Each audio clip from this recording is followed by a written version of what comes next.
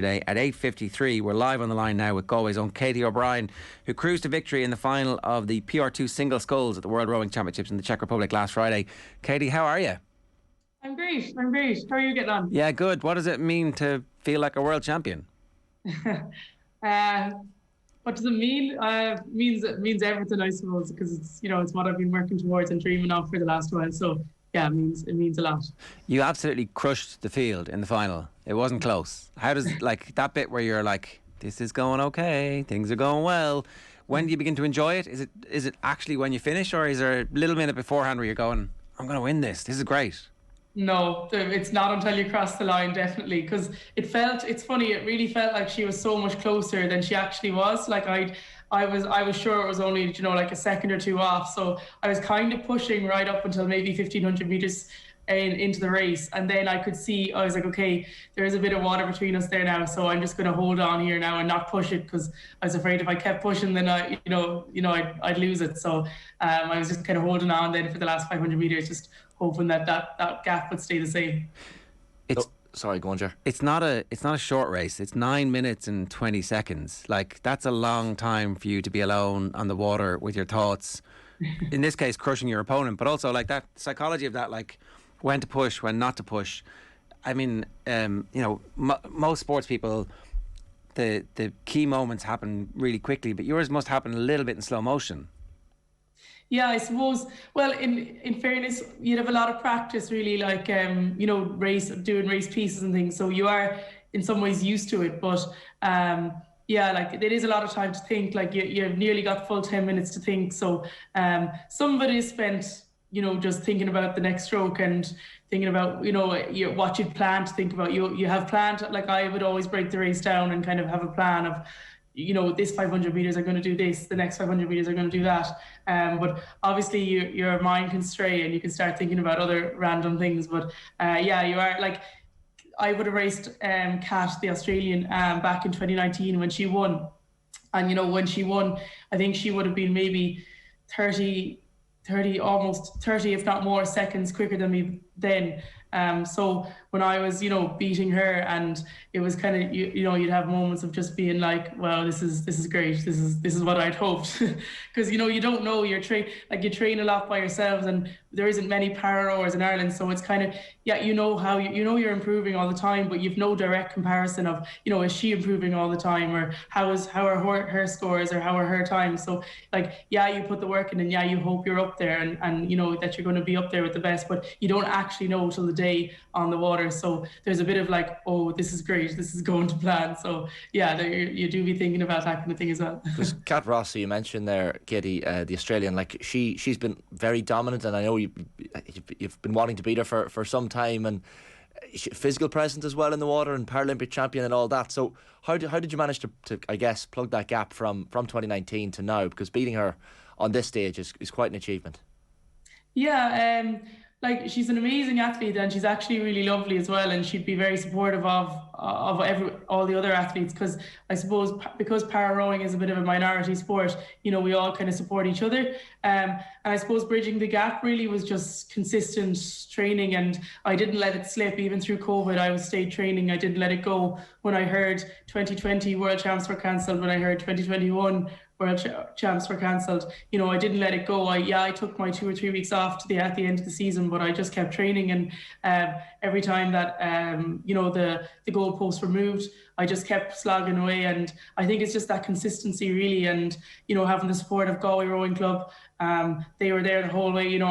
Whether I was training with the junior 16 girls, whether I was training with the masters, whether I'd still find a boat to try and chase down the car up. So I was getting my placing in, I was getting my training in, and then the last few months with the coming up to competition, obviously training with Rowing Ireland and doing race pieces with them, getting you in that racing form. I suppose all that had a big role to play, and coaches and all of that, just keep your head straight, and just to keep working, really. And I just kept tipping away, and thankfully it all worked out. Yeah. I think when I last spoke to you, Katie, it was yourself and your brother Sean, probably the outset of COVID potentially, but I remember you talking about the importance of Clarinbridge to you, and I even saw on your Instagram, the homecoming there in recent days. You had the camogie team and the local Sculwara and even your neighbours as well from Stradbally. And it must have been quite special. Even the last time we spoke, I think you mentioned it, that, you know, when you were living up in Dublin, how buzzing you'd be to be driving back home into Clarinbridge. So it must have been quite special to see that welcome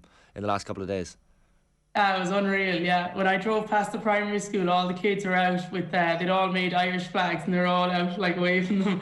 And I remember like being a young one in the school and, you know, different things happening, being out there with your flag and you'd be so excited. So it's so funny to be on the other side of it.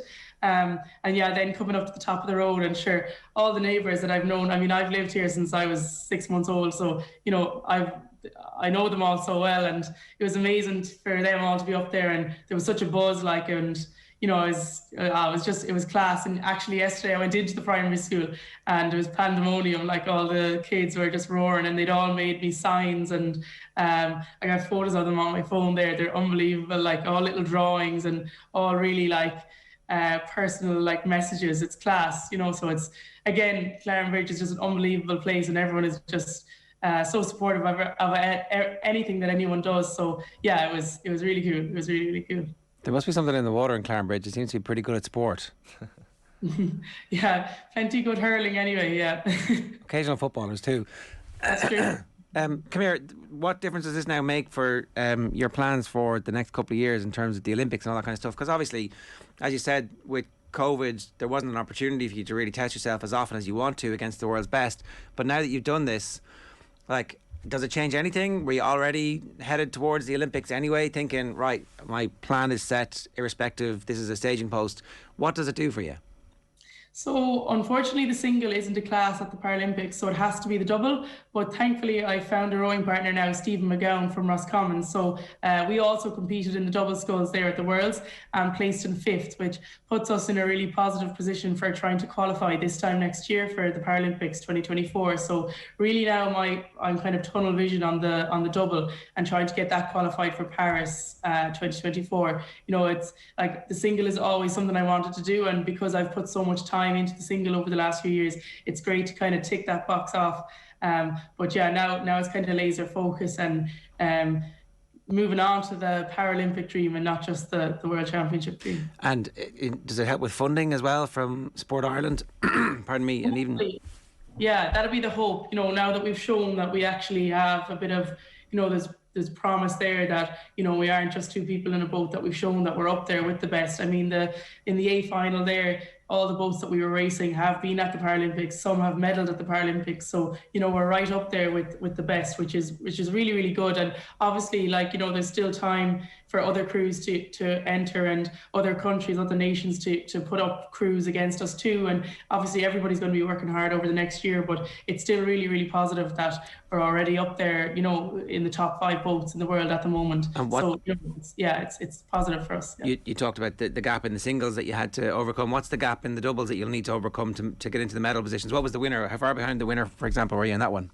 So I think the winner was an 8:24 maybe, and I think we were an 8:36. So it's a 12-second gap. So, you know, like at the start of the year as well, we were racing the very same crews and it was a 20-something second gap. So we've already halved that gap. So the hope would be, you know, over the next few months, we can do the same again. So you're on track. What's it like to be part of this rowing team at the moment where, like, literally everybody seems to be world class? So I'd say it's a double edge where it's like, oh, geez, I better not let this team down, but also look at this team I'm part of.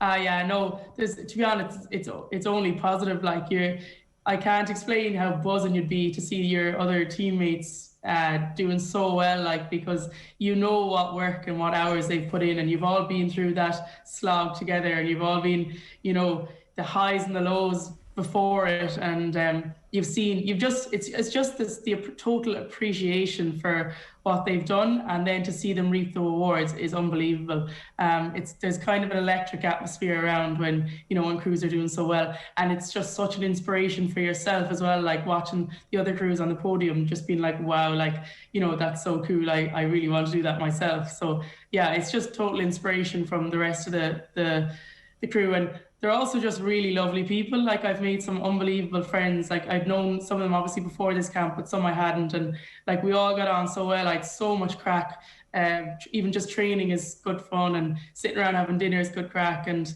then obviously the nights out after were brilliant too. So yeah, no, they're a lovely bunch to be a part of, and absolutely just so lucky to be part of such a cool team. Yeah, the women's fours, even like such an inspiration, all 4 of them. Even at last weekend, just incredible what they've been doing over the last couple of years. But Paul O'Donovan and Fit McCarthy as well. Like, I mean, Katie, like, Paul, what impact does Paul have on the rest of the team? Because I mean, if he was any more laid back, he'd be lying down. But it obviously leads to the rest of the team maybe being probably more relaxed, because he is so relaxed and has that kind of influence on everyone else.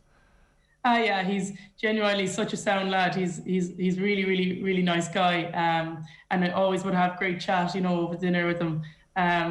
Yeah, he's such a good example of how to do it, really. Just go in, get the job done, and walk away then with your medal. So yeah, if we could all embody Paul's relaxedness and success, it'd be a great thing. Your background as a veterinarian as well, Katie, like how have you been managed to balance that with the rowing? Because obviously both fairly time consuming, you'd imagine. Yeah, so up until February I was working full time out in Tuam and Galway in Canavans, and I just had to step away because I couldn't keep it up. I went part time as well for a while, but it's just so demanding, especially then coming up to competition there. It was too much trying to fit in 2 sessions a day and also do it I felt like I wasn't giving either my best or full attention. So I ended up in February then stepping away from it. I'll definitely be going back to it. I absolutely love veterinary, and I had great crack out in Canavan. So I'll be looking forward to getting back to it, but it probably won't be for the foreseeable until I'm kind of take off the rowing and end up finishing with that. Are you like every animal vet? Are you like, is it kind of pets coming in, or is it farm? What type of veterinary is it? So in Canavans we were mixed practice. I did most of the smalls. There was, but if a farmer came in then with like a lamb or a calf, I'd try and help them out a bit with that. But I was doing mostly smalls in Canavans. But it is a mixed animal practice vet. They do absolutely everything. Yeah. Okay, so that obviously is requires massive brain power, but I guess it's also something that as you build up your experience, you just get better at, and you become more comfortable as time goes on. Is that the value of the experience? Yeah, definitely. I think having, mentors in it as well are really important. So, they were great for teaching you and helping you out with cases and stuff. But yeah, definitely something you just become more and more comfortable with. And, I only worked for just over a year. So, because I only had finished college just previous to that. So, right. I have a year under my belt now, which is great, because I think if I hadn't worked, I'd have been a bit anxious, being like, oh God, can I actually be a vet? But yeah, no, it's great to get a year's work done, and I can I'm happy now that I have the basics, and going back to it hopefully isn't too difficult. I was going to say, because there's a lot of conversations that we've been having over the years with athletes who chased the Olympic dream and did nothing but chase the Olympic dream, and then got there and were like finished, and we're like, yeah, that was amazing, but then immediately afterwards we're like, oh, what's next? Whereas you now are totally free, because you have something to fall back on. And I know everybody's athletic journey is their own individual journey, and you can't say one size fits all, but yours is a great model where, keep training in whatever career you want to be in, while at the same time being as good an athlete as you possibly can. Yeah, in fairness, I am delighted now that I did my degree and kind of have that there in the back pocket. It's great safety net that, when this dream does end, I have that, and it's another dream. I mean, when I was a young kid, I always wanted to be a vet, so I'm in a seriously fortunate position that either road I go down, I'm going to be very happy on. So yeah, it's great to have it in the back pocket, and yeah, definitely. Yeah, you had the background as well, Katie, in horse riding, I know as well. Was there ever a decision to be made? I know, speaking to you before, the 2012 Paralympics were a bit of a turning point for you, but was that a tough decision to kind of choose rowing over other potential sports? I think it was actually made quite easy, because when I was doing horse riding, I was kind of doing like cross country or show jumping. So the Paralympics doesn't have either of those events. The equestrian event is dressage, and it wouldn't have been my favourite aspect of horse riding. I've done very little of it, and it's very difficult. So it wasn't really for me. So then that kind of ruled that out. And so yeah, I went up to that sports day in UCD where they had all the Paralympic sports, and tried rowing and was asked back. So that was kind of just, it wasn't really a conscious decision. It kind of just happened, and yeah, so. So it's a talent recruitment day that you saw advertised and decided, I'm going to go up. Yeah. So myself and my dad were watching the Paralympics, and I actually emailed them with him while we were watching it. I found the email and the date. It's so funny. It's literally in the middle of the Paralympics, 10 years ago this month. And we sent the email, and I heard back from them 3 weeks later, and was down at the Paralympic Talent Search Day 3 weeks after that. So it all just kind of fell into place, really. But yeah. Well, that's mad, isn't it? Like, a teenager gets inspired by watching something on TV and it changes the course of your life. Completely, yeah. Like, had we not sent that email, I probably wouldn't be rowing, and I didn't really even know what rowing was. And yeah, I was just completely inspired by watching the Paralympics in 2012. And I didn't even, I was into horse riding at the time, and it wasn't, that even in the email I said it's not that I definitely want to do horse riding, I just want to do the Paralympics. So, that's how I suppose inspired you can be as how your mind works as a young person, that watching something like that can change the direction of your life. It's the very definition of can't see, can't be, and it's why representation matters, and it's why coverage of your sport really matters, because it can inspire future generations. And I don't think maybe we don't talk enough about this stuff. Yeah, definitely. And I think now it's amazing. I'm even wearing the jumper, but her sport are doing such a great job for women in sport, and they really are putting us into the putting women who are doing so amazing and have been doing so amazing for so long. They're finally kind of in the limelight, I suppose. And athletes like Katie Taylor, who's one of my biggest inspirations, and Sunita Paspore, another one of my biggest role models. It's great to see them getting recognition for what they're doing. And yeah, I suppose like you said, just having those role models, it's amazing what influence they can have on people. So yeah, it's really important. Do you understand that you're one of those now? Well, I that'd be amazing if that's true. But yeah, that'd be class. Well, it is totally true, because Paralympics, pardon me, definitely needs its ambassadors, and you seem comfortable being an ambassador. Yeah, absolutely. I suppose when I was younger, there wasn't a huge amount of Paralympians in Ireland that were, again, being seen on TV and that. So I would hope that even if there's one person or one child out there that I can, some way kind of show what's out there for them, that'd be pretty cool. Yeah. Even within the family, Katie, I know you're a bit of an inspiration to your brother Sean as well. He said it on record many's a time.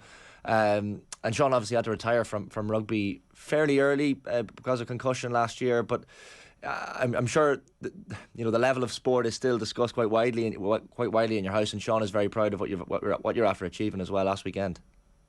Yeah, he's buzzing. Yeah, they all are. Sure, Mum and Sean and Evie, they were all out there, supporting me, and it makes the moment so much better having them there, because it's because they've seen the work you put in as well, and they know how much it means as well. And having the people you love the most in the world right beside you when you're doing what you love is unbelievable.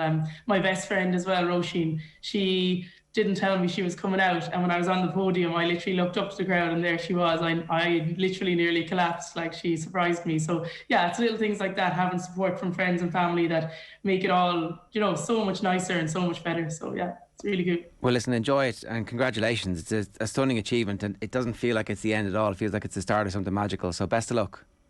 Thank you very much, and thanks for having me. It's Katie O'Brien there, fresh from gold in the World Championships, and obviously we'll be keeping a close eye on the evolution of that time and closing the gap on the doubles.